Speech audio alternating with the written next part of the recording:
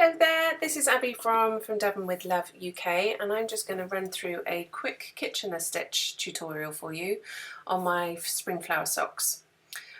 So I've got down to my last 24 stitches and I've just knit a final round just to smooth things out, and I've stopped at the first marker after the end of round. So we can slip that marker off, so we don't need him anymore. And what we're going to do now is get all of our stitches. So we've got 2 needles and we've got 12 stitches on each needle. So this is my middle needle here. I'm just going to slip the 3 from the left onto that one. So I've got, that gives me 9, because I had 6 stitches on each needle as I was finishing off. And then we'll just slip the last 3, the 3 from the other side of that needle onto that middle needle again. So that would give me 12 stitches on that one needle.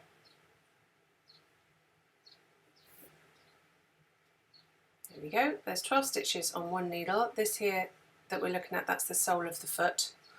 So then we'll flip it round and do the other side. Get rid of the second marker, we don't need the markers now. So I'm just going to slip those 3 onto the middle needle from the other side of the foot. Get rid of that needle and then do the same with the 3 on the other side, so that we've just got 12 stitches on each needle and they're both running parallel. There we are. So if we pull that out and just flatten it out, that's the end of my yarn there. Leave that there because we need that for a moment. And we've just flattened it out. There's our back needle and our front needle.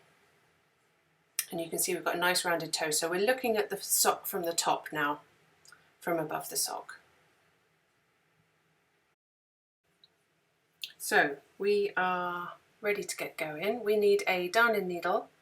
Any darning needle is fine, just so long as you can fit your yarn through the eye of it. And just snip yourself off, leave about a 30cm tail on your end there, just to graft on those stitches. So we just thread our needle. So what the Kitchener stitch does is it leaves a practically seamless seam. What we could have done is we could have cast off those stitches as you normally would for anything. Just cast them off normally and sew them together to give you, but that would give you a seam. So the Kitchener stitch, this is the sock I've already done, leaves you a pretty much seamless seam. You wouldn't know that that's been seamed. It just looks like it's been knitted that way. So it leaves a really nice end to your sock. So lovely neat stitches, and that's what we're going to try and achieve today. It seems really complicated in the instructions, but actually once you've done it a few times it's really quite simple. So you need to make sure you've got your yarn on the right hand side of your back needle before you get going. So just slip the tail of that yarn between the 2 needles, and we're going to start off. You need to get ready to start the Kitchener stitch, and in order to do that you need to pop your darning needle into the first stitch on the front needle as if to purl. So if you were in this knit, you'd go in from the back to the front, just pull it through and give it a little tug. So that's that first stitch. And then you need to go in the back stitch as if to knit and give it a tug, leave those 2 stitches on the needle, and that's you set up, ready to go and to start your Kitchener stitch. So that started us off. And now we're ready to go. So this is just very repetitive. So you go in your first stitch on the front needle as if to knit. So you're going to put your darning needle in there and you're going to slip that stitch off the needle, and then put your darning needle in the next stitch on the same needle as if to purl. So for the front needle you go in as if to knit, slip the stitch off, and then in the second stitch as if to purl, leave that stitch on the needle. And then you're going to go onto the back needle. So you go into the first stitch of the back needle as if to purl, slip that stitch off the needle, and go into the next stitch as if to knit, but leave that stitch on and give it a little tug.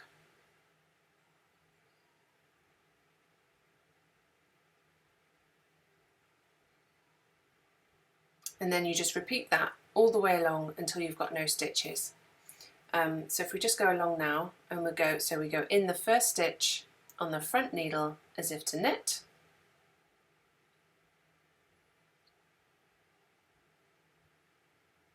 slip it off the needle and go into the next stitch as if to purl and give it a tug. Then we go to the back needle, go in the first stitch as if to purl, slip it off the needle, and in the second stitch as if to knit and give it a tug. And just keep going. And then as you go along, you'll start to see that essentially what you're doing is you're creating some knit stitches. So you go in the front one as if to knit, slip it off, in the second one as if to purl, give it a tug, and then move to the back in as if to purl the first stitch, slip it off, and then go through into the second stitch as if to knit and give it a tug. And just keep going until you've completed all this, you've got no stitches left on your needle.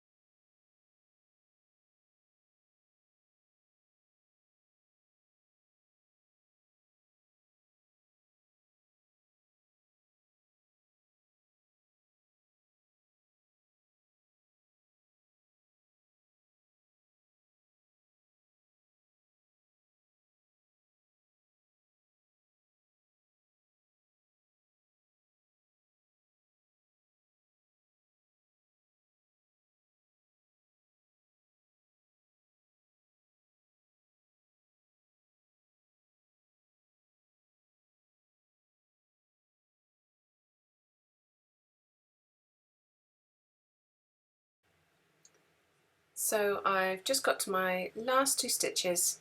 I'm just going to knit into the first one and purl into the back one and just slip both off the needle. And we're done. So you can get rid of your needles. We just need to tie it off. You can see you may end up with like a little ear just on the end there, but that's very simple to get rid of. All we're going to do is we need to pull our yarn through to the other side to tie it off and weave the end in. So if we just pop that into the end of the toe there, pull it through and give it a little tug, and you can see the ear practically disappears, and then you've just got a nice smooth end to your toe. Just weave in the ends and you're done.